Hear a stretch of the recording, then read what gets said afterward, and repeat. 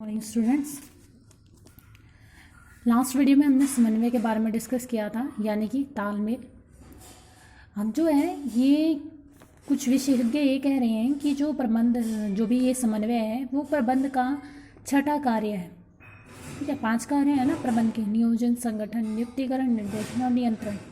तो कुछ विशेषज्ञ मान रहे हैं कि समन्वय क्या है, छठा कार्य माना जाए किसका, प्रबंध का।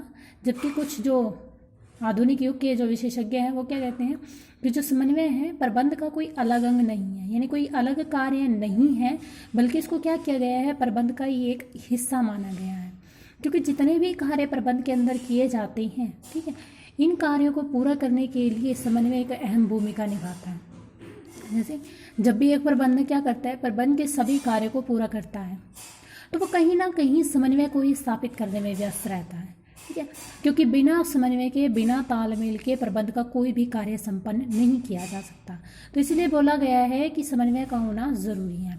और ये वाली लाइन तो डेफिनेशन में भी कही गई है कि समन्वय क्या है, प्रबंध का सार है। प्रबंध का सार इसलिए इसको बोला गया है क्योंकि ये सभी कार्यों में विशेष रूप से होना ज़रूरी है, क्योंकि इसके बिना कोई भी कार्य पूरा नहीं हो सकता। तो आज हम पढ़ेंगे समन्वय प्रबंध के कार्यों के साथ कैसे अपना तालमेल बनाता है। तो फर्स्ट है समन्वय तथा नियोजन। जैसा कि नियोजन में हमने पढ़ा कि नियोजन क्या होता है, सोच विचार करना।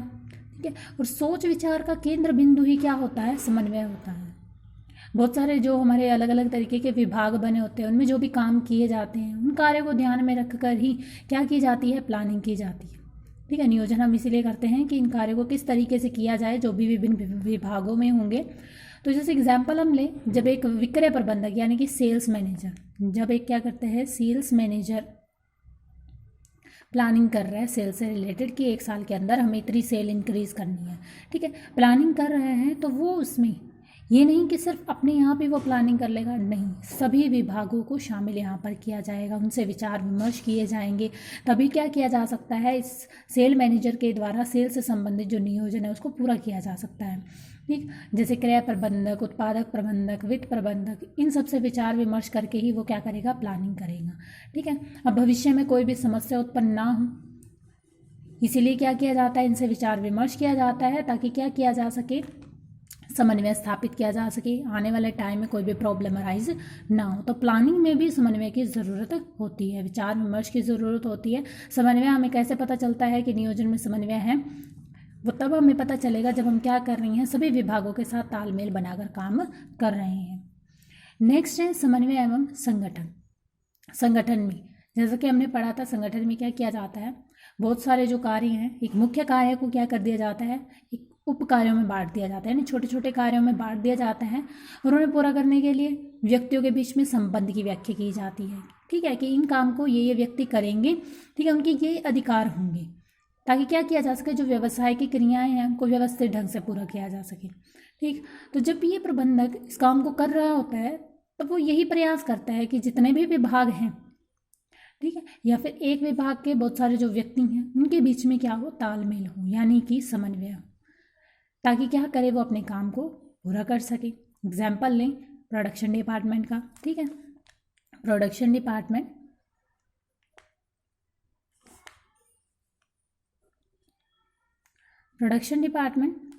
तो प्रोडक्शन डिपार्टमेंट क्या करता है, प्रोडक्शन डिपार्टमेंट में काम करने वाले बहुत सारे व्यक्ति हैं, उनके बीच में काम को क्या कर दिया जाता है, बांट दिया जाता है। ठीक है, काम बांटा जाता है, और यहाँ पर एक व्यक्ति का काम खत्म होता है तो दूसरे व्यक्ति का काम शुरू हो जाता है। तो कहने का मतलब क्या हुआ कि अगर एक व्यक्ति काम को पूरा करेगा तो दूसरा भी तभी पूरा कर पाएगा। एक व्यक्ति को मान लो मेज बनाने का काम है, ठीक है, बेस किसी और को दे दिया, उसकी जो टांगे हैं वो बनाने के लिए किसी और को दे दी। ठीक, जब अब टांगे बनाने वाले ने तो बना दिया, ठीक है, अब जब बेस तैयार होगा तभी तो एक पूरा प्रोडक्ट तैयार होगा। तो इसलिए बोला गया है कि एक काम खत्म होता है तो दूसरा काम जो है शुरू हो जाता है। तो इसीलिए यहाँ पर अगर काम ठीक ढंग से हो, कोई अड़चन ना आए, तो संगठन में भी समन्वय की ज़रूरत होती है, तालमेल की ज़रूरत होती है।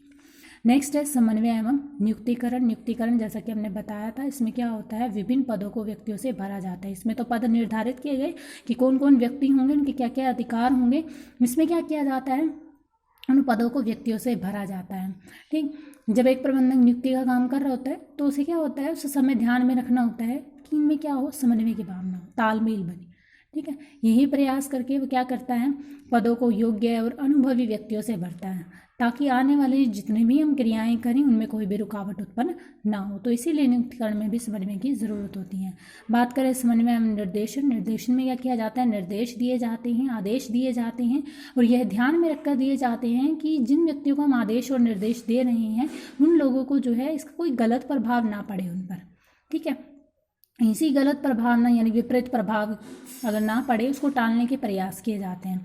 तो उनके साथ ऐसी विचारधारा का प्रयोग किया जाता है, ठीक है, या फिर उनके बीच में समन्वय स्थापित किया जाता है ताकि वो निर्देश और आदेश जो दिए गए हैं उनको गलत तरीके से ना लें।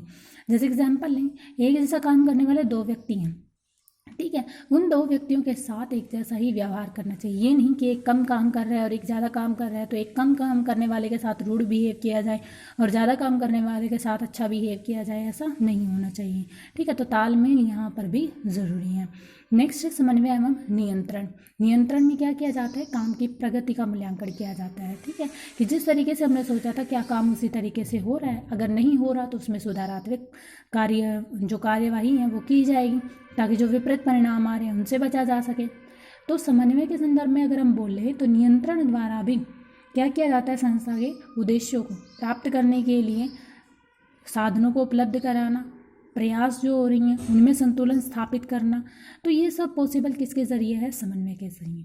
तो इसलिए बोला गया है समन्वय प्रबंध का सार है, यानी कि हर एक सेक्टर में या फिर हर एक कार्य के लिए समन्वय का होना ज़रूरी है। नेक्स्ट है समन्वय का महत्व, कि समन्वय ज़रूरी क्यों है, इम्पोर्टेंस इसकी। तो फर्स्ट, संगठन का आकार यानी कि ऑर्गेनाइजेशन के साइज पे डिपेंड करता है। अब जैसे जैसे व्यवसाय का पैमाना बढ़ता जा रहा है वैसे वैसे जो है बोले हम कि जो व्यक्तियों की संख्या है वो भी बढ़ती जा रही है। ठीक है, अब सभी व्यक्तियों का काम करने का तरीका या फिर आपस में बातचीत करने का तरीका तो सेम नहीं होता ना, सबके अलग अलग होते हैं। तो इन्हीं अलग अलग विभिन्नताओं के कारण ही क्या कर रहे हैं, वो समूह में काम कर रहे हैं। ठीक है, समूह में काम करेंगे तो क्या पता लड़ाई झगड़े की भावना भी उत्पन्न हो। तो उस लड़ाई झगड़े की भावना को खत्म करने के लिए किसकी ज़रूरत होती है, समन्वय की ज़रूरत होती है। तो संगठन का आकार को ध्यान में रखकर भी समन्वय ज़रूरी है ताकि उद्देश्यों को पूरा करने में उनका पूरा योगदान हो। नेक्स्ट है कार्यात्मक विभेदीकरण। कार्यात्मक विभेदीकरण का मतलब क्या होता है कि संस्था के अंदर जितने भी विभाग बने होते हैं सभी अपने अपने हित के लिए काम करते हैं। सेल डिपार्टमेंट चाहेगा उसके अच्छे से सेल, और प्रोडक्शन डिपार्टमेंट अच्छा प्रोडक्शन करना चाहेगा कम कीमत पर। ठीक है, परचेज डिपार्टमेंट अच्छे से कच्चा माल परचेज करेगा। तो यहाँ पर हर एक काम करने वाले के अपना अपना अलग तरीका है। ठीक है, अपने अपने हित के लिए काम करते हैं। तो इसी जो इनके अंदर जो विभेदीकरण की भावना है उसको दूर करने के लिए या फिर इस हानि से बचने के लिए किसकी ज़रूरत होती है, समन्वय की ज़रूरत होती है, ताकि यहाँ पर अपना हित ना सोच के पूरी संस्था का हित सोचें। नेक्स्ट है विशिष्टीकरण। विशिष्टीकरण का मतलब होता है विशेषज्ञ, यानी किसी काम को करने में पूरे तरीके से निपुण। अब संगठन के अंदर क्या कर दिया जाता है, सभी कार्यों को छोटे छोटे हिस्सों में बांट दिया जाता है और उन छोटे छोटे हिस्सों को उन व्यक्तियों को दिया जाता है जो इस काम को पूरा करने के लिए पूरे तरीके से क्या है, निपुण है। ठीक है, ताकि क्या किया जा सके, पूरा काम जो है समय पर पूरा हो सके। ठीक है, कुल काम को छोटे छोटे हिस्सों में बांटा और उन हिस्सों को उन व्यक्तियों को दे दिया गया जो विशेषज्ञ थे। ठीक, ताकि सफलतापूर्वक काम पूरा हो। और ये कब पूरा होगा, जब समन्वय होगा, क्योंकि जो काम है एक दूसरे पर डिपेंड करता है। नेक्स्ट है विभिन्न प्रक्रियाओं की एक दूसरे पर निर्भरता। जितने भी कार्य किए जाते हैं, जितनी भी प्रोसेस होती हैं, वो सारे के सारे किस पर, एक दूसरे पर डिपेंड होती हैं।